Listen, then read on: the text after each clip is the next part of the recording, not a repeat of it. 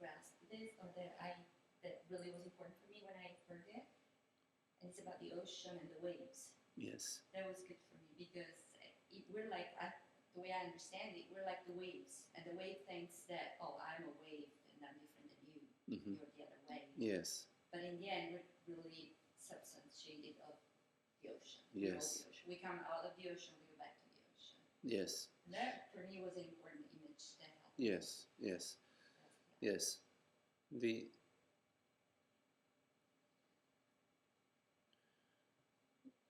It's like there is one dreamer that dreams all dreams.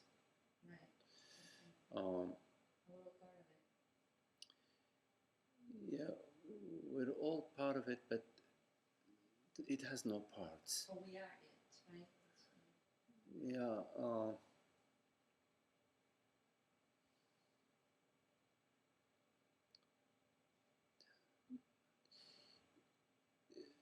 In the experience of consciousness knowing itself, it's the end of arising. It's the end of arisings. Arising and subsiding. It's the end of arising and subsiding.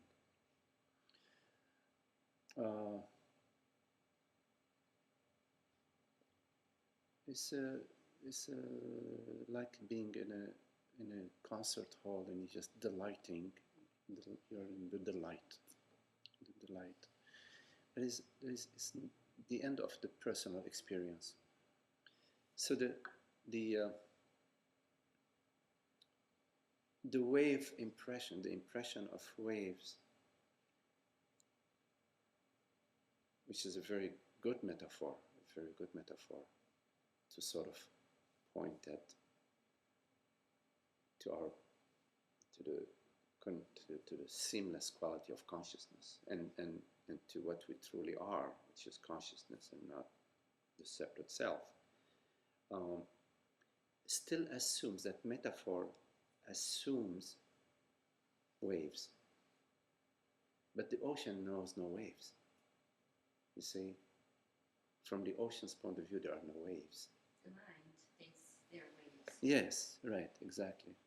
And it's a very important metaphor and very helpful, as you just. As you said, it's a very helpful metaphor.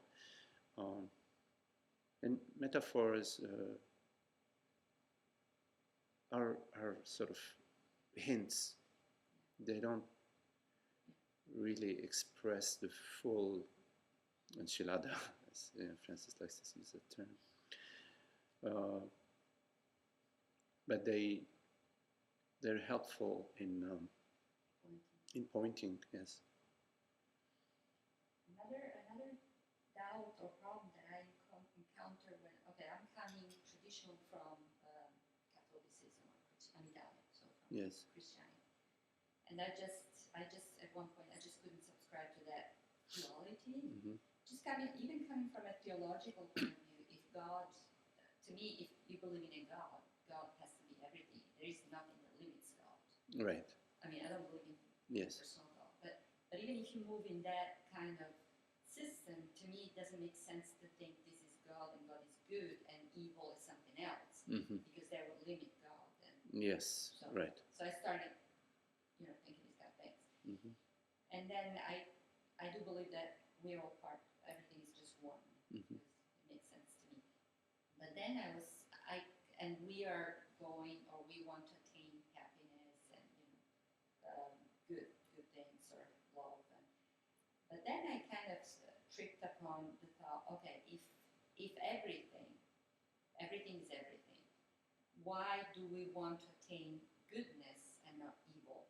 Mm-hmm. And now I'm kind of moving in that, like, okay, if everything is everything, that mm-hmm. it must consist of good and evil. Yes. And so that really confuses me. Yeah, but now I'm starting to think that maybe happiness includes evil in some mm-hmm. way, or mm-hmm. I don't know, it's very confusing. Yeah, that's a good question. Does happiness include evil, and how do we reconcile that? So, when you are going back to the night dream, experience, in the night dream, you imagine, a lion is chasing you, and you're running and running and running, and there is somebody with a rifle standing there, big bullets, and you tell me, help me, shoot the lion. And instead they decide to run and, don't help you. It's a very awful thing, this person did. But what's the reality of that whole thing? What is the reality of this evil deed that this person who could have helped you, what is the reality of it? None. None. It's just a dream. Good and evil are like that. They're a dream. There is no reality to good and evil. There are electrical charges, you could look at them as their electrical brain waves that have various amplitude. Some brain waves have a certain amplitude, and some other brain waves have maybe, different amplitude, just using some science. It's not even that. I mean, even that's a metaphor. So for you to be contemplating that consciousness includes good and evil is giving credence and giving reality to the dream, to dream stories, to dream characters and dream events.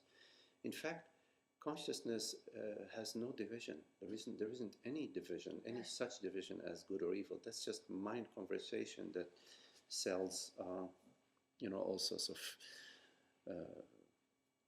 belief systems, and they serve the organization. I'm not sure, what that's, it's part of the tradition. That part of it's a confusion, in so yeah, I would, instead of contemplating what is the reality of good and evil, I would look, or does good include evil? I would contemplate what is the reality of my experience, what is the reality of this experience, and allow the experience, allow this current to speak, not to go in your conceptual realm, because that maintains you in the mentation. But when you come to your experience and allow your experience to speak what is good and evil, you will find that that your experience is silent, is completely silent. It doesn't speak. Only thought, which is past your files and folders, your past files and folders have good and evil files in them.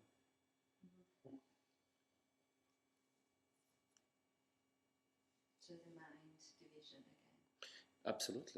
Absolutely. And we experience this division within ourselves, and that's unhappiness. Right. Okay. And so when we experience this unhappiness in our body, habitually, we go to the mind to help us. So we go to the mind, we say, help us. And the mind says, oh, yeah, I can help you. Joe is the stupid. It's Joe's fault. It's Joe's fault. I think you should stop talking to Joe. Even send him, an I hate you letter, whatever, and go have a pint of ice cream. But it really doesn't really address the core. Or even if the mind tells you, oh, just ignore it, and you do your best to ignore it, it still doesn't address the core, you see. So the mind can only speak in division. It can only perpetuate itself. It perpetuates the impression of an external world, body, mind, and a separate self. But when you go directly to your experience, you ask your experience, what is your reality? Then you will find complete silence, and in this silence, the reverberation of presence will arise, but not to the mind.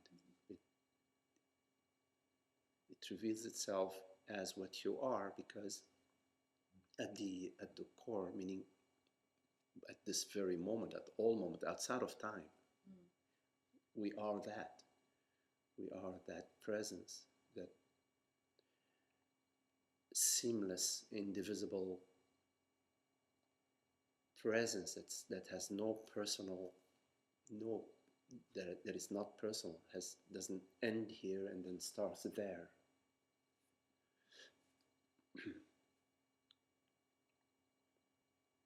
And if you look at good and bad, I mean, you could have a whole clarity about what good and bad is here, and you travel 500 miles away and it just shifts, it's different good and different bad. You go in deep in the Amazon, and I remember reading that way back in the Amazon, the tribes, when it became more than 400 people, whatever it is, then it couldn't sustain, the land couldn't sustain such large crowd of people. So they went to the next tribe and they made war with them, and when they came back there were only 320 because 80 got killed, and that was great because the land now could sustain them for another 20 years. No, I was just confused because the goal or the end game is happiness, and to me happiness has a positive connotation. Yes. And I was thinking, okay, so there's a polarity. This is positive, then there's a negative. What is the negative? You and see, why the positive doesn't yes, include the negative? So right. I was kind of going back to square one. Yes. Well, you see, the happiness of consciousness is absolute. Yeah. It's not happiness versus unhappiness. Yeah. Happiness, unhappiness as the mind. Happiness, unhappiness. Yeah. Oh, this will make me happy. Oh, no, I'm less happy, more happy.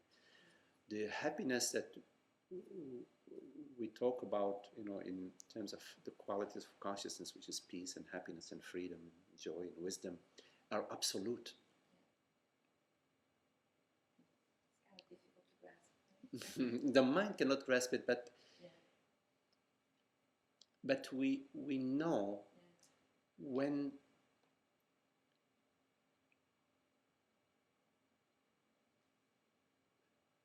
we know times when we are happy without any reason. Just there isn't any cause. We know it experientially. We're just aligned with our nature. Yes, we know this experience of we're just freaking happy. Why? You don't know why, but then the mind will say, oh, I'm happy because I don't know, because it's sunny today. But you see, so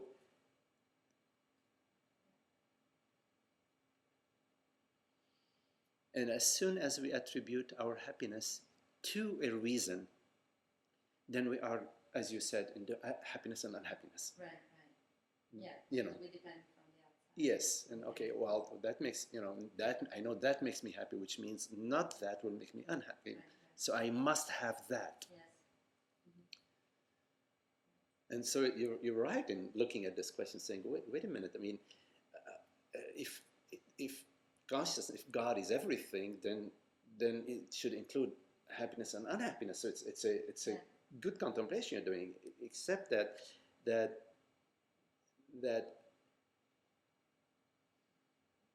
when you are dreaming, which is God's dream, you're dreaming happiness and you're dreaming the lion is chasing you. You're dreaming that hunter is also running away. The reality of this happiness and unhappiness is a dream. It's a dream. The reality is you, the dreamer. See, you're the dreamer, and you, the dreamer, meaning consciousness, is absolute happiness, absolute peace and happiness, and freedom. So in a way, it's out of its freedom that consciousness plays the game of ignorance. Yeah. And the mind says, oh, that's really cruel. How could God do that to me? You see, because from mind's point of view, I am a separate entity. And God is doing something to me. Yeah, it's crazy when you think about it, because the mind got everything it always wanted all the time, and the mind always wants everything just perfect. And if it got that, it would want difference. I mean, it's just, the mind is crazy, and there's no content I don't think the mind wants things perfect. I know. It wants things perfect, but it has to have a little imperfection because it will give it something That's to true. work on. It says it wants it perfect, but it doesn't really It want doesn't. it perfect. But it always wants to say that it wants it You perfect. got it. Yeah. Well. Yeah. Right. It's it would be the end of the mind for Exactly. things to be perfect. It's like Yeah. wait a minute. It's not. It says it wants it perfect, definitely, but it doesn't really want it. Yeah. They call it monkey mind. A monkey mind. Yes, it has to have always, some problem, something to resolve. That's why I was asking about that, because in meditation, when you start meditating, then they call it the monkey mind. You want to meditate, but then you go like, okay, what did I say today, and what did they answer? Is this, I need some coffee, I need to get up, and they call it the monkey mind. Yeah, but even just normal activity, well, I want to be doing this, I want to be doing that, I want to watch. It's just never content when it's doing. It's always wanting something else. On the other hand, you could do a million things out of your happiness. Let's go have, invite each other for dinner and go to the movies, go to the theater, read a book, cook a nice meal, go for a walk. Out of your freedom, out of your happiness. Out of your freedom. But if absolutely. If you're doing those same things, without out of your freedom, the mind's going to make those things even wrong. Yes, because right, because then the mind will say, well, I don't want to eat dinner now. I don't want to eat dinner, or I must, right, or I should be eating something. It would perceive. People shouldn't be different people, or it's always something. Right, because the people that I have now, that doesn't work. I need to have a different situation in order to be happy. Exactly. In order to be that's the silent thing. I need to have this in order to be happy. I don't want to talk to my brother anymore because he makes me unhappy. If I get rid of him, then I will be happy. So the mind is always perceiving happiness in the world, in worldly events, in relationships, in situations. So the problem is my brother, the problem is my cousin, the problem is my husband, the problem is my boss, the problem is where I live, the problem is how much money I have in my saving. Yeah, which is a way of actually relinquishing responsibility too. Is a way of giving up responsibility. Is always someone else. Yes, absolutely. It's a way of avoiding experiencing the wholeness, because the experience of wholeness is peace, and it embraces everything. And in a way, one of the way you can sort of facilitate, the work of consciousness, using this language, is to be still, no matter what is arising on the screen, to just embrace it, meaning to allow it all the space that it needs, all without trying to change it, without trying to have a different experience, without a goal, without an objective. Allow whatever objective is needed to arise from that other, not from the mind, from then the answer comes to you of its own in a timely fashion as needed.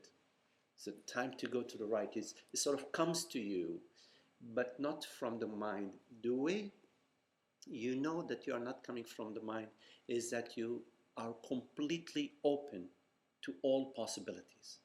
You're completely open to all possibilities. Yes. Completely. Completely means you're not holding anything back. You're not holding back your body. You're giving it's unconditional. It's unconditional love, unconditional surrender, unconditional. And in that, there is the recognition of the wholeness of God. In that, there is the recognition of the wholeness of consciousness, of the seamless quality of consciousness, of your totality. And that's the experience of peace and happiness and freedom, is the experience of wholeness. Yeah, and that answers my question too, because long ago I've learned it's not out there that happiness comes from.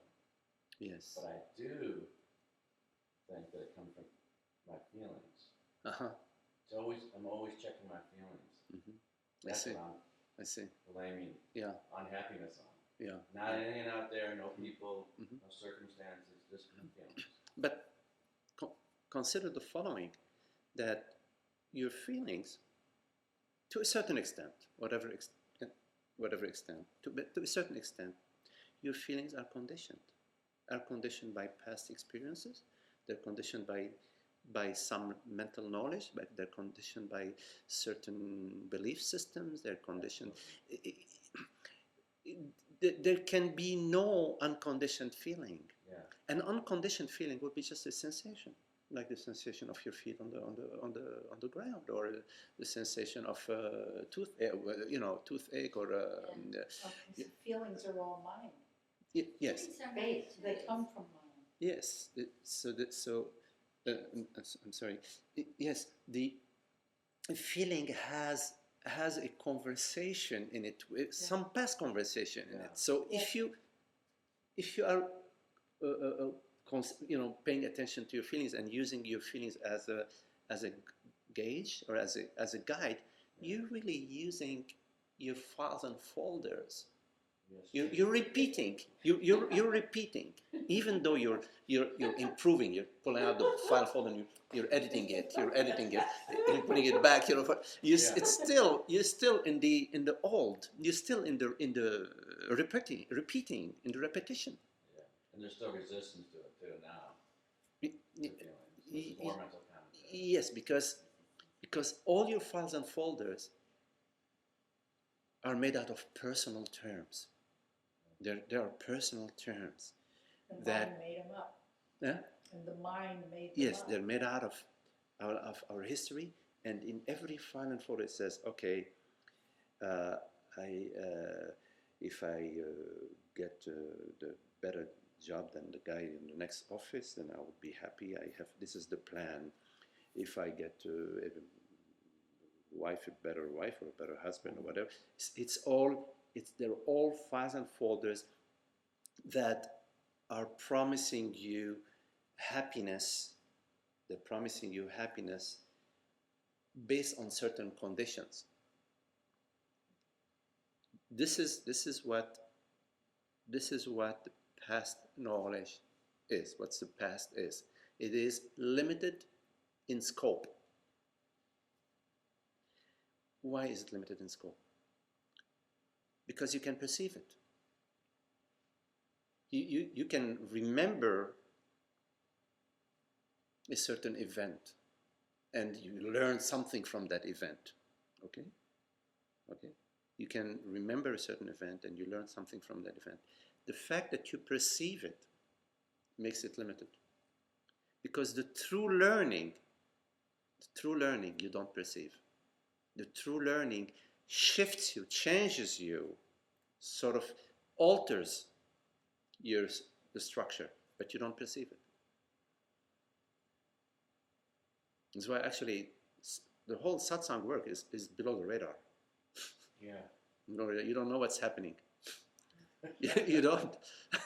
You know what's happening. It's all what Francis once said. It's under anesthesia. Right? He didn't say that once. He said, you come to satsang and you don't realize it, but you're under anesthesia, and the surgeon is operating under anesthesia. So when you are relying on feelings, you're relying on, because what's a feeling? It's a bodily sensation in its purest form, plus a me conversation. There's an interpretation too. This was a new thing that I went to my cardiologist a long time ago, and he said something about. I said, well, what if I get an emotion? There is no. And usually our culture says feelings are feelings. You just get them. And he says no, and that thought it was very interesting because he said that feelings are actually an interpretation of what happened. If someone steps on my foot and my feelings are hurt because he did it on purpose. But if he didn't on purpose, then I'm not offended. Yeah. Or if I think that someone, maybe did something to me for some, feelings are like, I don't know, hate, love, and a lot of time they come out of an interpretation of what happened. Yes. I never realized that. Usually our culture says, "Oh, feelings are just immediate." They're not immediate. There's a very quick interpretation. Absolutely, as you said, if somebody's stepping on your foot and it's an accident, but if you think, oh, they do it on purpose, then you have those feelings of absolutely. Yeah, and that was for me new to think that. So even feelings are thinking and interpretation. Now there is. We should be stopping in a couple of minutes, but I just want to mention it's an important distinction that Francis makes between feelings and emotions. That in ignorance, meaning in believing that I am this mortal body mind, that I am this separate consciousness, and you are this other separate consciousness. Which refers to as ignorance, there is a me feeling, which is basically a sense of me-ness in the body that is sort of like a hum. It's an ongoing me feeling. It's a hum. It's like the bass note or something like this, and it's there. Even in your sleep, in your night dream. And then there are emotions. Emotions would be sort of peaks into the me feeling when somebody stands on your foot and, oh, how dare you do that? How dare you walk into here and not say hello to me? You think I'm here, a piece of furniture. The emotions. So the emotions are peaks in the me feelings that are triggered by certain situations and of course by your conditioning. Like for example, in my culture in Middle East, it's no longer the case, but when I grow up, if somebody puts his feet up and shows you the bottom of your feet, it's an insult. Yes. It's an insult. It's an insult. Like how dare you do that? And of course, it's no longer the case, but so there are also conditioned. There are certain conditioned situations that make you react in different ways. I remember also one time I was in French they have an expression. They say, "T'es pas fou, aren't you crazy?" It's "T'es pas fou." I mean, they say it means nothing to them. And I remember this French person years ago told me, I said something and they said, "Oh, t'es pas fou." And I got so insulted here, calling me crazy. There was a strong emotion and they were like, "What's with you?" I said, "What's with you?" To call me crazy.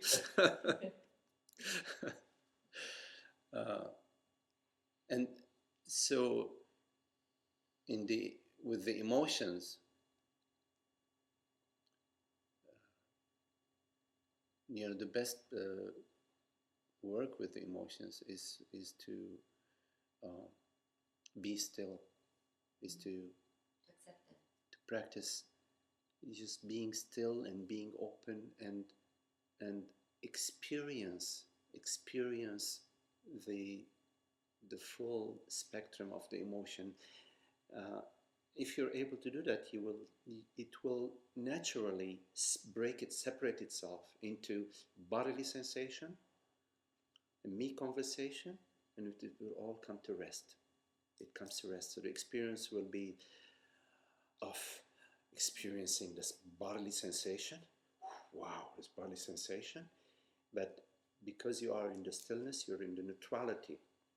As you stay in the neutrality, this bodily sensation just, maybe not as you start doing this practice, but in time, it just comes to stillness. And in time, this whole rising of emotions will cease to, will first decrease in intensity, frequency, decrease in frequency, and in intensity, and in time it ceases to, it'll be amusing when somebody will insult you, you'll just say, oh, okay. Nobody's being insulted. Okay, well, thank you very much. Very lovely to be with you. Very beautiful.